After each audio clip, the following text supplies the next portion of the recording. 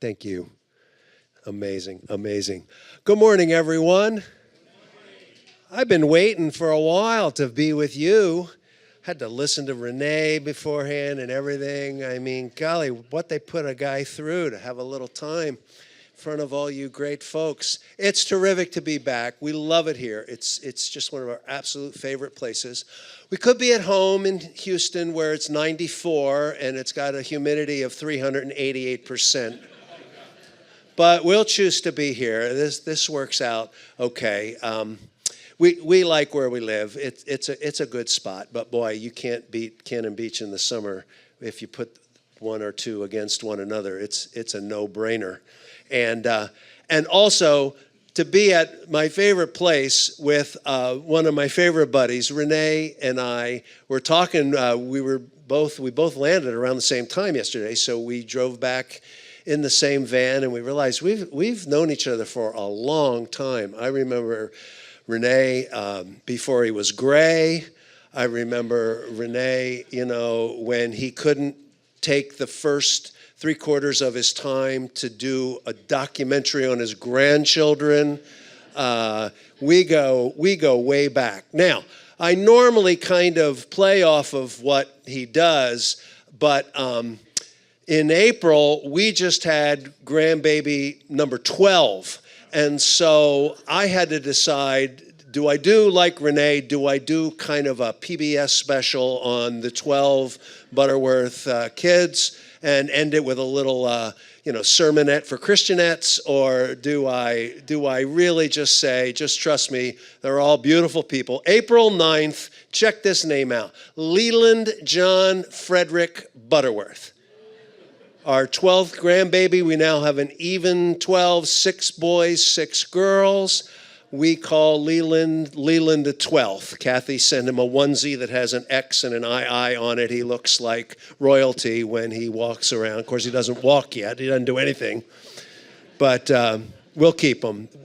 And we're just thrilled. And he's the first child of our youngest child. And so now all 5 of the kids are married and parents, and our oldest grandchild just graduated college, and she's doing an MBA now, and she's 6'4".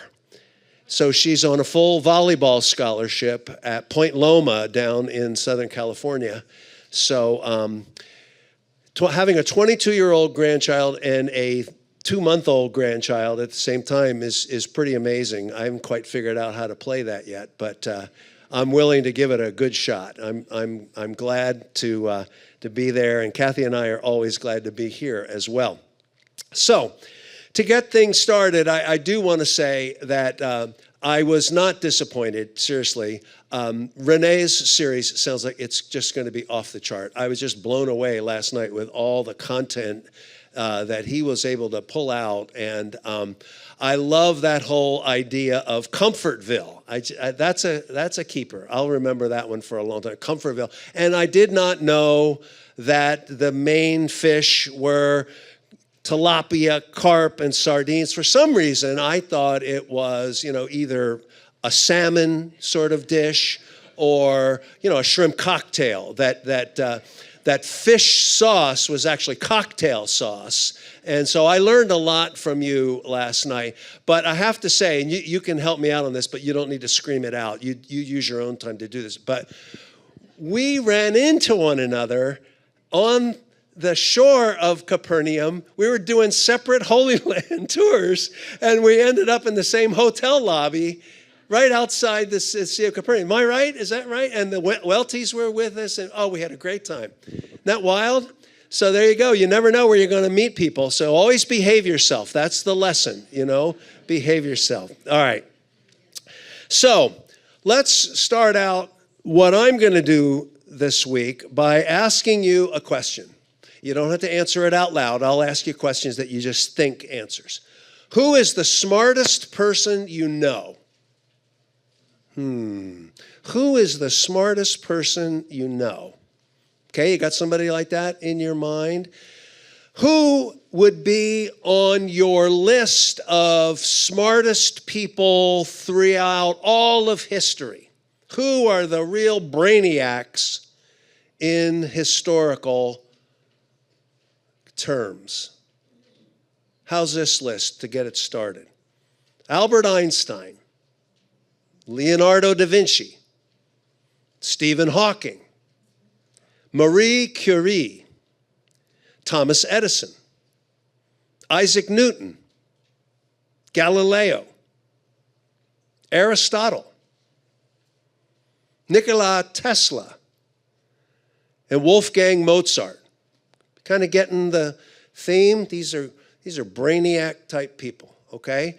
Now, I would never be on anyone's list anywhere close to anyone's list when it comes to sheer brainiac power. It's a sad story, but I will begin with it.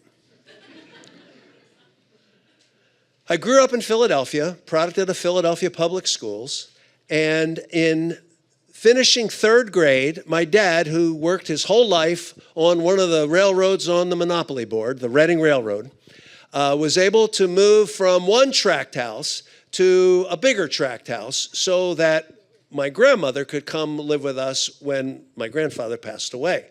So I went to this new school in fourth grade, and I actually did well. I began to excel. I thought the teacher liked me, and then I got wind of one of the report cards that came home, and in the old days, it was just a two-sided document and had your name on the front and your teacher, and then arithmetic A and B and C, and then on the back the teacher could write something personal. And the teacher wrote only one thing on my report card, and this is the legit. Billy is a large child.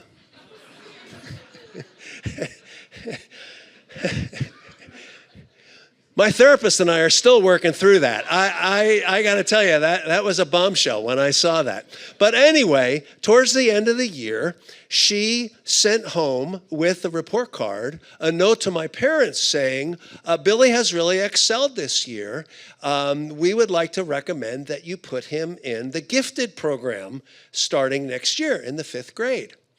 And my parents just thought that was the greatest thing in the world. I really didn't have any thought one way or the other. So in 5th grade, I began in this Philadelphia Public School gifted program. And the way it worked, this particular program, was that we would do 4/3 of work in a year. And so if you did that for 3 years, you would be a full grade ahead 4 years from now. Make sense? I can't even do the math, but that's what they tell me, okay? So I got into this gifted program, and it's very easy to describe what happened from that point on. In 4th grade, I was one of the brighter kids in the class. Once I hit 5th grade, I was the dumbest idiot for the rest of my educational career. I mean, I was the dumbest gifted kid. He's dumb and gifted, all right? And it was 1950, and so there was this new thing in education called the new math. Is anybody old enough to remember the new math? Yeah, a few are even brave enough to put your hand up. It was an abysmal failure. And so we started with the new math and couldn't do anything in just normal math stuff. And so our class, our gifted class, went through 4/3 of work, except in math, we kept getting further and further behind. So that by the time we got to 8th grade, we were a grade ahead in everything but math. And in math, as 8th graders, we were doing 5th grade math. So it was horrible. And I lost any motivation that I had. I was like, oh man, forget this. This is terrible. And I've often thought if I ever wrote a memoir and maybe just focused on my childhood, I think I got a good title for it. It's all about 4th grade. And I'm going to call it The Last Year I Was Smart. Because from then on, it just dive bombed. Okay? Well, I bring all that up today because in the mornings this week, we're going to talk about the smartest person who ever lived. No, let me correct that. We're not going to talk about the smartest person who ever lived. Now, if you're someone like me, another little segment of my life as a child was we went to church very regularly. And in Sunday school, I learned about Solomon, the wisest man who ever lived.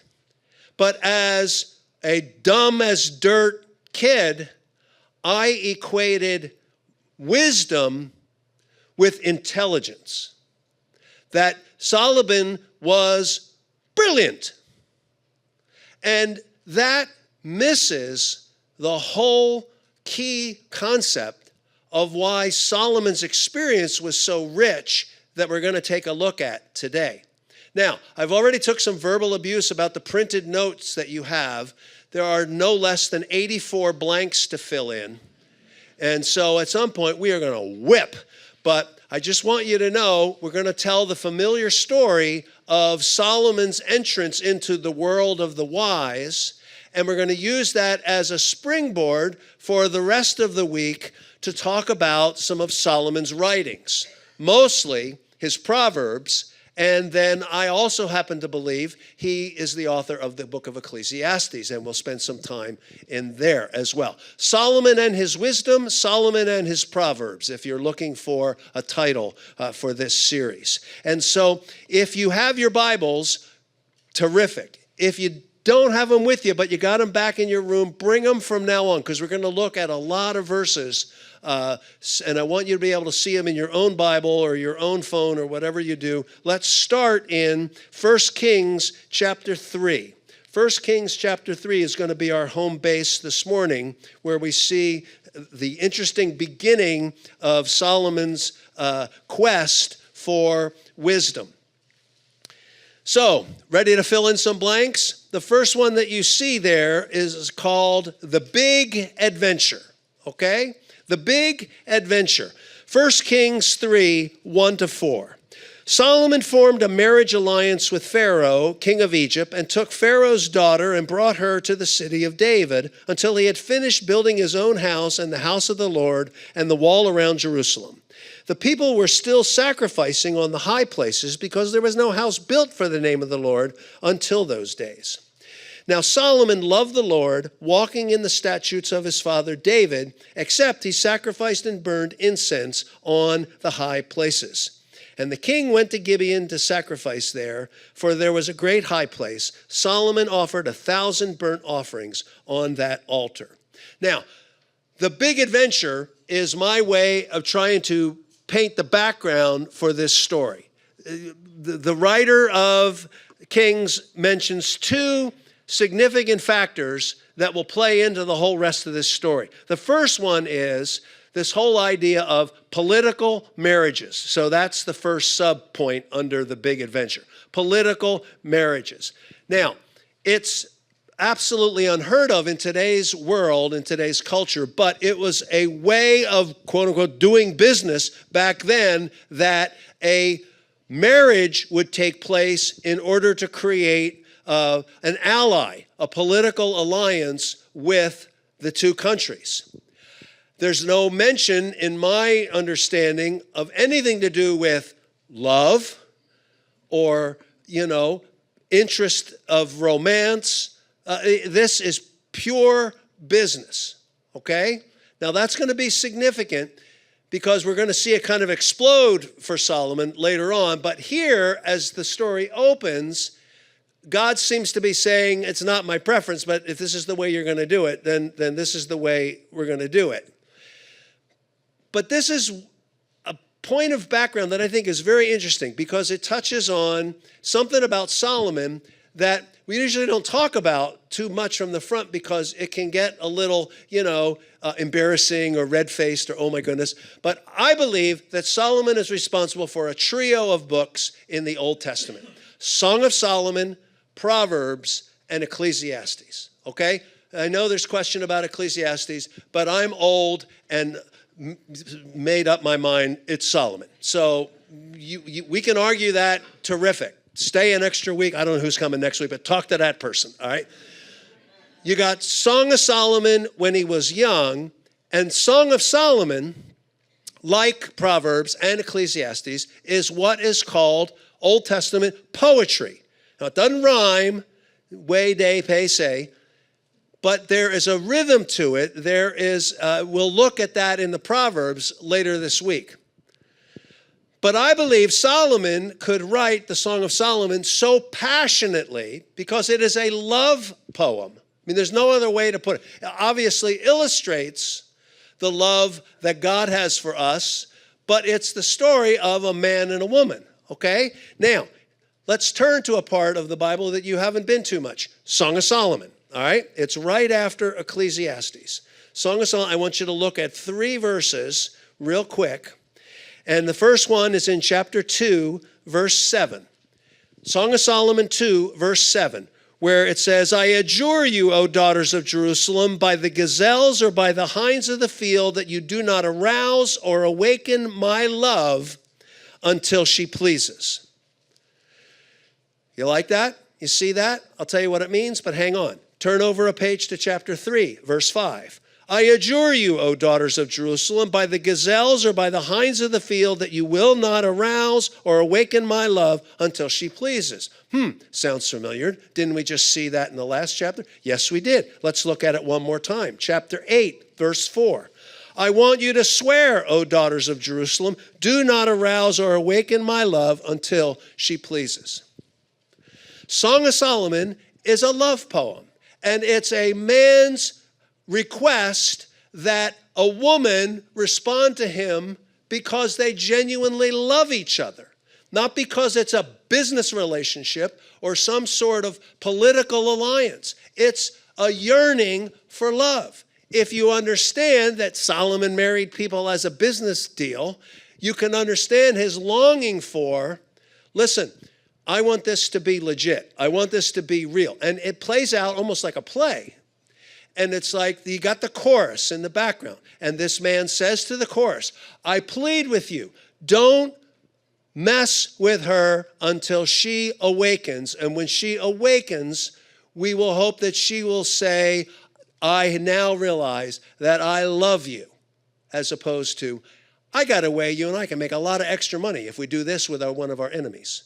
It's not about business. It's about love. Okay, so that's the Song of Solomon, the political alliance turned into a love poem. Okay, so now back in 1 Kings chapter 3, that's a political marriage. And then the second little subpoint is that sacrifices were in high places before the temple. Now that's for you historical nuts. Renee would love this. He would have a video of a high place and a temple with a sacrifice and him wakeboarding in the middle of it. But just trust me with my simple little words. God was against sacrifices outside the temple, but the temple wasn't built yet.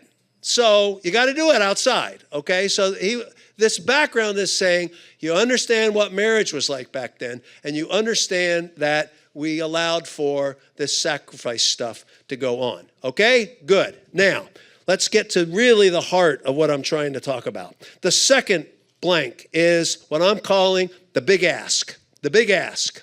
1 Kings chapter 3, verse 5. In Gibeon, the Lord appeared to Solomon in a dream at night, and God said, ask what you wish me to give you. And Solomon said, thou hast shown great loving kindness to thy servant David, my father, according as he walked before thee in truth and righteousness and uprightness of heart towards thee. And thou hast reserved for him this great loving kindness, that thou hast given him a son to sit on his throne, as it is this day. And now, Lord, my God, thou hast made thy servant king in place of my father David. Yet I am but a little child. I do not know how to go out or come in. Let's stop there. This is where Solomon is told by the Lord, what is it that is going to happen as a result of your leadership as king in this country? Okay, so first thing we see is that he says to the Lord, Lord, you have shown faithful love to my father David. Faithful love to my father David. Did I leave you? Is that the first blank? Good. Okay. This concept of faithful love is a rich one, okay?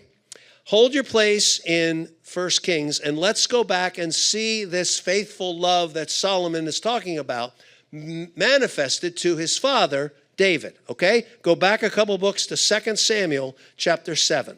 2 Samuel chapter 7. See the flipping around we're doing? You got to have a Bible or you're lost. 2 Samuel 7.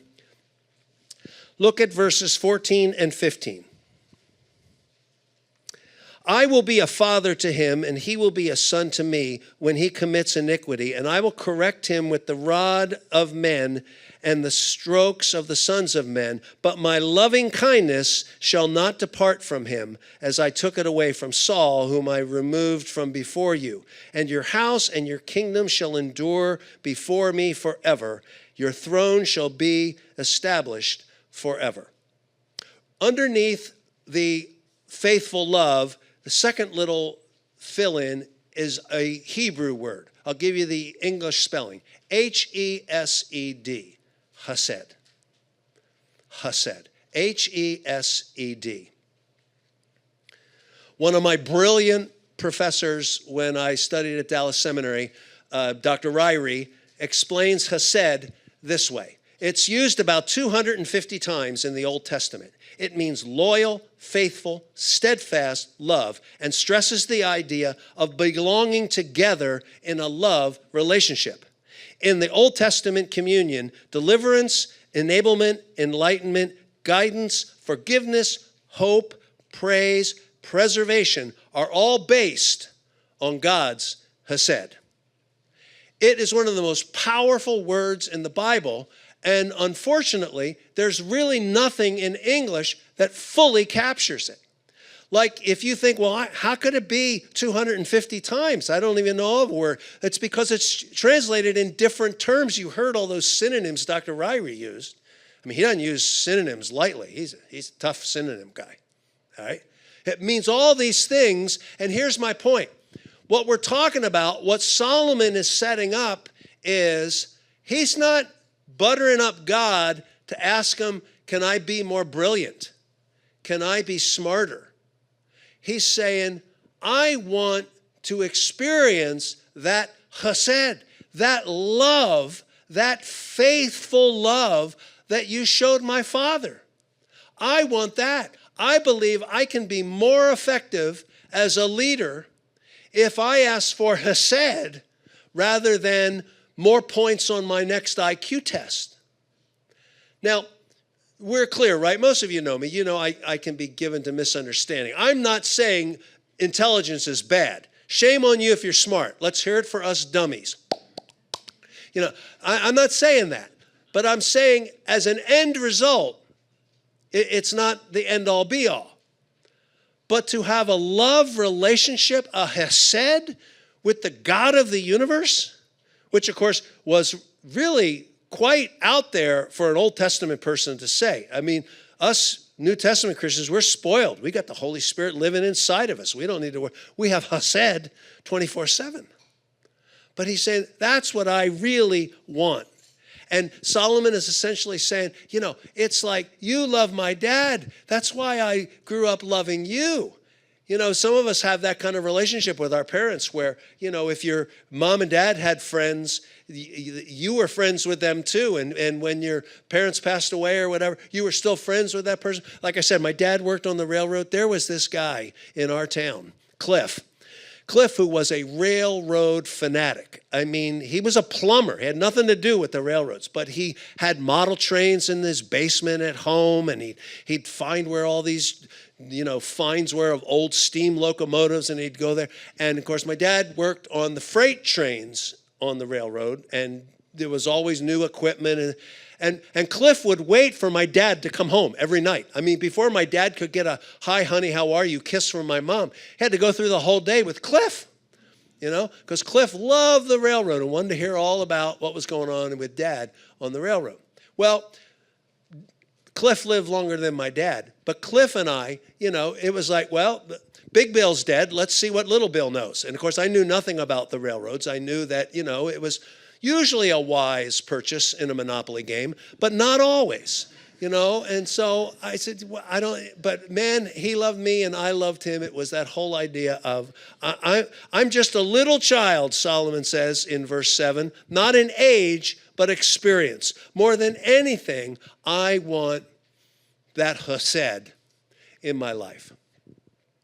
Now, I think that speaks to us today. I mean, we're going to get to practical applications as we conclude this in a few minutes. But to just stop for a second, what are you yearning for? What is it that you want more of? I mean, Renee did a great setup of that last night in terms of, are you really thinking it's all going to get better if you get into that school, or you get that graduate degree, or it translates into money if I get that raise, or if I can get this startup really going? Now, there's nothing wrong with being aggressive and diligent and intelligent and academic. There's nothing wrong with that.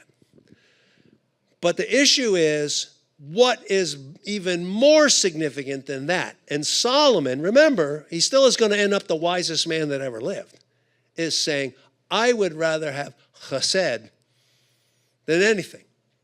I saw how it blessed my father, and I want the same sort of thing. Okay, so that's the big ask. Now, the third blank is the big ask expanded and answered. The big ask expanded and answered. Verse 9 of 1 Kings 3, give thy servant an understanding heart to judge thy people, to discern between good and evil, for who is able to judge this great people of thine? Now, I want to camp on this verse a little bit, but I want to do one other thing. I want to introduce one other verse that's a summary of this, the next chapter over. Chapter 4, look at verses 29 and 30. Now, God gave Solomon wisdom. There's the word. God gave Solomon wisdom and very great discernment and breadth of mind, like the sand that is on the seashore. And Solomon's wisdom surpassed the wisdom of all the sons of the east and all the wisdom of Egypt. Now, let me give you some blanks to fill in. Sometimes the blanks get in the way. I know there's a whole personality type that are already breaking out into a sweat. I don't think we're going to finish. I think we're going to be trouble. We haven't even turned this thing over yet. I mean, come on, what's the story? So let me fill in some blanks, and then let's talk, okay? All right? The big ask expanded and answered. Here are the 4 blanks that are under that. First one, wisdom, okay? And we'll come back and talk about these all in a minute. Second one, understanding. Third one, discernment. Fourth one, breadth of mind. Wisdom, understanding, discernment, breadth of mind. Now, as a simple child in Sunday school, the only word I ever heard was wisdom. Solomon asked for wisdom, and that's what God gave him, and even more. And I translated wisdom into intelligence. He was a deeper and more profound academic. But that's not what it is. This is not about a brilliant mind. This is about an understanding heart. I got no blank to fill that in, but write that in a margin, okay? This is not about a brilliant mind. This is about an understanding heart. Now, one more time. I am not against intelligent people and academia. I went through college, got an undergrad, got a master's at Dallas Seminary, got a master's at another university in education. I will tell you without question, the most rigorous academia I ever experienced were my years at Dallas Seminary. They don't cut you many corners, all right? I mean, I don't even know how I got through it. It was very intense. So They know something that we all need to know. There's nothing wrong with academics. But that's not the end-all, be-all. That's not what Solomon was after. He wasn't after a brilliant mind. He was after an understanding heart. Okay. This whole idea of wisdom, where it says in 1 Kings 4:29, God gave Solomon wisdom. It's an interesting word to try to define. And if you look at 6 different Bible translations, you're liable to get 6 different words for it. But I'm curious to wonder what it means to you when you think of wisdom. What is that all about? I'm coming off a really interesting experience earlier this year where I spent a little time with a mentor of mine who, after years and years in the pulpit, has stepped down and is now kind of doing more quiet types of ministry in his hometown. I should also tell you, he's 90, okay? And he has a lot of wisdom. So I was visiting him, and he said, hey, I got a gig coming up. You want to come check it out? It ought to be kind of fun. I said, sure. I said, what's going on? He said, well, I'm gonna sit in front of 100 pastors who are under 40. And I'm going to answer a question. And what? A question? Yeah, they just gave me one question. What's the question? What would your older self tell your younger self if that were possible? Now, isn't that an interesting question? What would your older self tell your younger self if that was possible? He gave a bunch of answers, but let me just read you a few that I just think are so, they're brilliant because a lot of them are just very, very simple. I've learned I should tell people how I feel about them now, not later, because I may not have a chance later. Another one. I've learned that saying less is always better than saying too much. We'll see that later this week in the Proverbs. Another one. I've learned that you can't beat having fun. Another. This is fascinating, especially any ministry folks in here. Listen to this. I've learned that days of maintenance are far more frequent than days of magnificence. Just maintaining ministry, he goes on. That's what most of us is about. Ministry involves difficult situations and demands and responsibilities and a few things that seem to be somewhat bright on the surface and hopeful, but it's maintaining the ministry. It's maintaining the budget. It's maintaining day in and day out purity. Maintaining a relationship with my wife. It's maintaining. It's not magnificent. Some of it is, but that's the exception. Isn't that interesting? I've learned that forgiveness is essential. Finally, I've learned that time spent with my family is always an excellent investment. It's not a waste of time. The older I get, the more I treasure those early morning talks with my wife, the friendship, love, and counsel from our now grown children, the acceptance, hugs, and kisses from the grandkids. God did a winning thing when he came up with the idea of moms, dads, kids, and their kids. Home is still my all-time favorite place to be. That's simple stuff, but it's rich, isn't it? It's wise, okay? Now, I understand that my children's generation, which would be the middle age, 30s, 40s, are already, as a group, tired of hearing our generation talk about, well, back in my day, if I hear one more baby boomer reference, I'm going to be motion sick. You're cute, diarrhea, throwing up, and it's like, don't go there. Listen to the wisdom that will be passed on. And understand that us old bucks were once your age, and we whispered. We weren't as bold as you. You just say it right out. We just whisper to one another. I'm so sick of hearing my dad calling me a hippie. My dad calls me a hippie again. It's like we've been through this. We understand how you feel, but we care enough about you that we want to pass on wisdom. Something that an older self would know simply because they've lived more of life.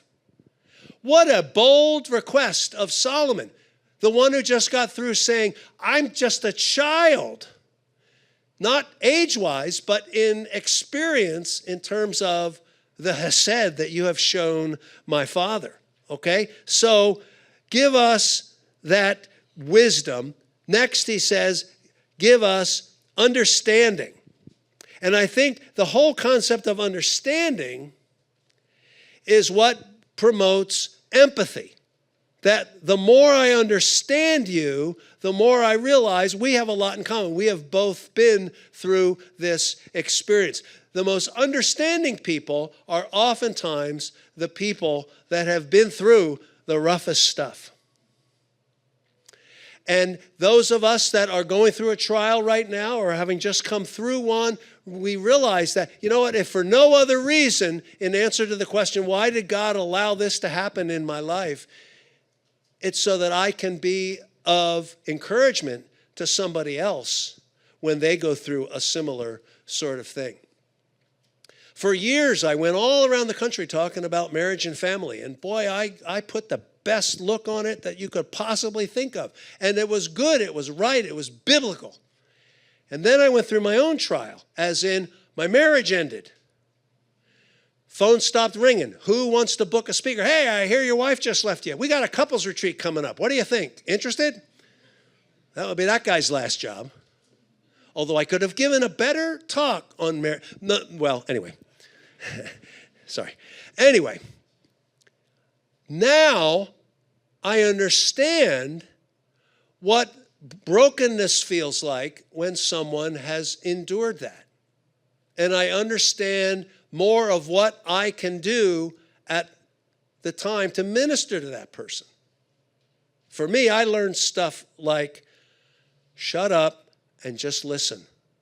Let them say what's on their mind. Let their brokenness come out. And don't feel like you have to have an answer to all the questions they're raising. I was broken. I was destroyed. But I didn't need a friend to answer theology for me. I just needed someone to put his arm around me and say, man, I know how you feel. This is rough stuff. And he would be an encourager. And he would be a helper. I mean, a helper like, okay, I got 5 kids now. Carpool. That sounds a little intimidating to me. Since I never did it, what does it look like? Oh boy, you're in for trouble. How about if I cover carpool for you for a week and you ride with me the last day? You'll understand more about the circus. Okay? Oh, okay. You know, it's just someone to come alongside and help. Things that I learned by going through something that I never wished I had ever had to go through. Understanding. Discernment. The best illustration of Solomon's discernment immediately follows this passage. And for time, I'm just going to say, I'm going to let you read it on your own. But it's 1 Kings 3, starting in verse 16, through the end of the chapter. It's the famous passage where the 2 women come to Solomon with the baby, and both claim to be the mom. And neither one of them will back down. And Solomon finally comes up with the answer. And what's his version of the answer? Someone tell me. Cut the baby in half. Whoa. The real mom backs off. She can have the baby so that the baby will live. Right. And boom, we solved that with a brilliant exercise of discernment. And then that last one in the 1 Kings 4 is breadth of mind. I was fascinated by that. I was fascinated by this whole thing because remember, I'm the kid that thinks that Solomon asked to be smarter.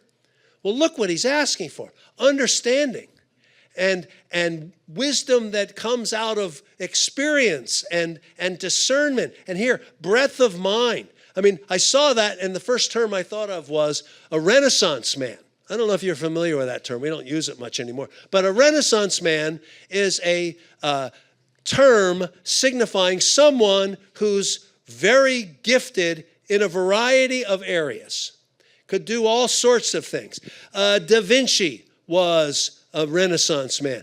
Michelangelo was a Renaissance man. Thomas Jefferson was a Renaissance man. Churchill was a Renaissance man, in that they could do a variety of things really, really well. I love history. I love American history. I love the presidential history in the American. It's very well known, but it's a great spot, and I've never been able to use it before. It's President Kennedy has all the living Nobel Prize winners at the White House for a dinner to honor them. And he gets up and he makes the now famous quote, "I think this is the most extraordinary collection of talent, of human knowledge that has ever been gathered together at the White House, with the possible exception of when Thomas Jefferson dined alone." Isn't that rich? At 32, Jefferson could calculate an eclipse, survey an estate, tie an artery, plan an edifice, try a cause, break a horse, and dance the minuet. A Renaissance man. Now, that's a noble goal. I don't think too many of us can ever really achieve it, but it's worth trying. If God is broadening your world, and I remember sitting back there last night when, I forget if it was Mark or Renee, asked who are the grandparents in the room, and so many hands went up. Well, lots of that goes with grandparenting is I don't work the gig I've worked for a long time. I've gone away from it, and now I'm doing something else. Well, what are you doing? Well, I guess based on what you're saying now, I'm working on becoming a Renaissance man, you know? I was in real estate, now I'm painting. Really? Houses? No, canvas. Man, I'll do your portrait. You're a portrait painter? I thought you were selling condos down at the beach. If you're interested, I can still get you a deal. But, yeah, I'm trying something new now. And you're never too old to get past that. I mean, it's like a beautiful, beautiful thing. One more little subpoint after breadth of mind is a listening heart. A listening heart. That's rich. That we take the time to listen to what people are saying. I've told for years about, way back in my first years of ministry, I was invited to join the faculty of this little Bible college. And here I was, I had just graduated from it. And then they're making me a professor. And in most of my friends' eyes, that was simply I started wearing a coat and tie to class. And it was still Crazy Bill Butterworth. And I remember I was working so hard, and they'd give me these classes. They were giving me classes to teach that I never even took as a student. And the introductory way that you were brought into teaching at this college is you were given all the early hour classes. So I had Mondays through Fridays at 7 a.m. with these students. And they're like, who is this guy? This is crazy. And I'm up there teaching my heart out. And they're, I had just been one of them, so I knew all the tricks. They felt like I could be convinced as the professor that they were listening to me if they would simply nod at appropriate times. They would nod. And there are many variations. The groaning nod, the side-to-side nod, And of course, I knew that it was all leading to one more nod.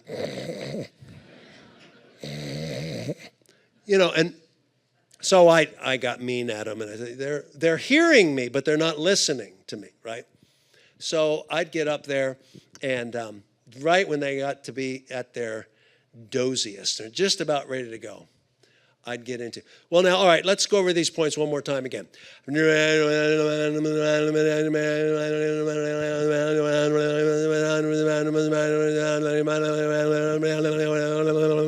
I come back in just in time to say, now I'm not going to repeat any of that, but I guarantee you it's going to be on the exam.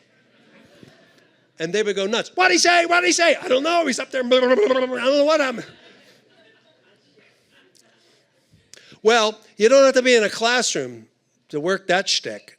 I mean, some of us know it with our kids or with our spouses or with our coworkers or with our grandkids. It's I can't stay with them. I mean, I remember when my kids were little, they were just jibber jabbering. Oh, daddy, daddy, and it's like, And who knows what I was agreeing with? Daddy, the guy next door is going to take us out to buy guns.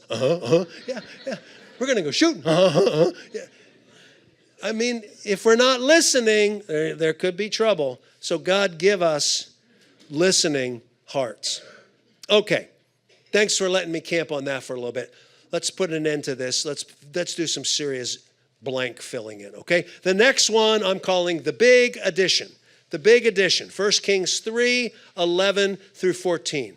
God said to Solomon, because you have asked this thing and have not asked for yourself a long life, nor have you asked riches for yourself, nor have you asked for the lives of your enemies, but have asked for yourself discernment to understand justice. Behold, I have done according to your words. Behold, I have given you a wise and discerning heart, so that there shall be no one like you before you, or no one like that arise after you. I have also given you what you have not asked for, riches, honor, so that there will not be any among the kings like you all your days. And if you walk in my ways, keep my statutes and commandments as your father David walked, then I will prolong your days. The big addition, the big add-on. Not only did he answer the question of, can I have this understanding heart? Yes, you can, but you will also have you didn't ask for long life, riches, or the lives of your enemies. I will give you what you asked for, plus riches and fame. And then there's that little tag-on statement at the end of that passage. Follow me for a long life. Follow me for a long life. Tomorrow and Thursday, we're going to look at passages in Solomon's writing in the book of Proverbs that basically back this up. Just to tease you for a little bit, listen to 2 verses in Proverbs that address this long life thing. Proverbs 3, verses 1 and 2. My son, do not forget my teaching, but let your heart keep my commandments. For length of days and years of life and peace they will add to you. And then chapter 10, verse 27. The fear of the Lord prolongs life, but the years of the wicked will be shortened. I love that one in 3 too. Length of days and years of life and peace they will add to you. Who wants to live to be 110 if it's war and strife and nothing but grief?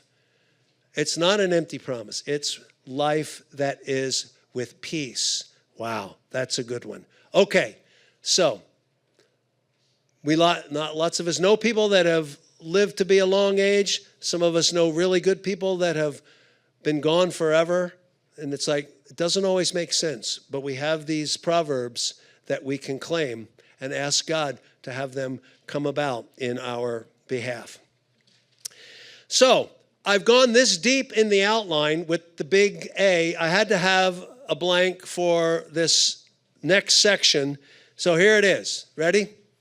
The big airhead. The big airhead. 1 Kings 11, verses 1 and 2. You'll see what the airhead is in just a minute. Now, King Solomon loved many foreign women along with the daughters of Pharaoh, Moabite, Ammonite, Edomite, Sidonite, Hittite, Samsonite, Bakelite, Anastrosite, Bituminous, from the nations which the Lord had said to the sons of Israel, you shall not associate with them, nor shall they associate with you. They will certainly turn your heart away to follow their gods. Solomon clung to these in love. But it really wasn't love, was it? It was this political business stuff. He had many wives. That's the first subpoint. Secondly, it was against the Lord's clear instruction.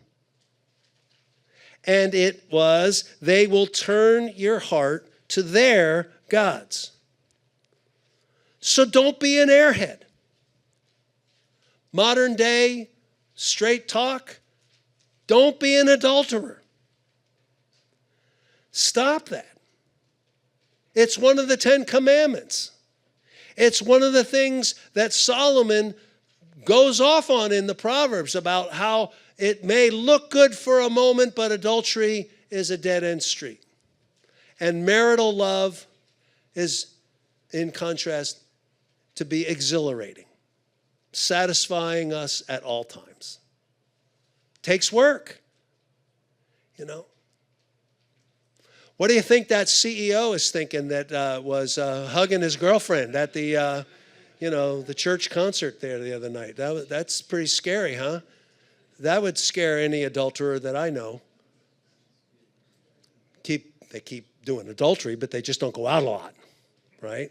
So just watch out for that. Okay. So let's end it up with what I'm calling the big application, all right?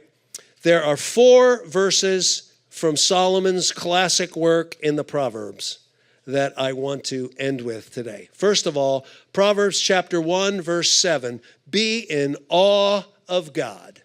Be in awe of God. The fear of the Lord is the beginning of knowledge. Fools despise wisdom and instruction. Second, trust him. Trust in the Lord with all your heart. Lean not unto your own understanding. In all your ways acknowledge him, and he will make your paths straight. Be in awe of God, trust him, obey him. Proverbs 4, 4 and 5. He taught me and said to me, let your heart take hold of my words, keep my commandments, there's obey, and live. Acquire wisdom, acquire understanding. Do not forget nor turn away from the words of my mouth. Be in awe of God, trust him, obey him, and one last one as an encouragement to all of us. Proverbs 24, 16. A righteous person falls 7 times and rises again. But the wicked stumble in time of disaster. If that describes you, that first phrase, you have fallen, and you've fallen more than once, there's still good news. God says, I will help you rise again. I will help you get up. If you are down, and I'm sure a thing like Cannon Beach in the summer, where especially kind of people that attend summer after summer, this is kind of a road map where you say, well, now how have I been compared to a year ago? And some of you might say, boy, I took some falls. I'm not really where I should be. I don't really want to talk about it. It's kind of embarrassing. Well, it doesn't have to be embarrassing because you can get yourself up and God will help you walk ahead straightforward. So we did it. We filled in all the blanks, right? We didn't miss any of them, did we? You got to take that and put it in a frame because I think that's the most blanks I've ever offered a group of human beings. I've tried it before with animals, but they don't get it. Tomorrow we'll look at some Proverbs along with Wednesdays off. We'll do it again on Thursday. And I hope that you will find what we did today a good backdrop for where we're going to be for the rest of the week and maybe even give some familiar verses new and greater depth and meaning. Let's pray. Lord, thank you for the life of King Solomon. We're sorry that he fell. We're sorry that he was an airhead. But even in that, we have learned your grace, that you can pick us up after we have fallen many times. Lord, I pray for each person in this room this morning, myself included, that we would do a search of our lives while we're here this week. What a perfect opportunity just to get some alone time, maybe the ocean in the background, just reflecting on where we've been and what we want to do in moving forward in our relationship with you. Lord, thank you for the gift of godly wisdom. Thank you for understanding. Thank you for discernment. Thank you for empathy. Thank you for the breadth in life. And thank you for being our listening ear that we can always count on. We love you, Lord. We pray all these things in the strong name of our Savior, the Lord Jesus. And everyone said, Amen.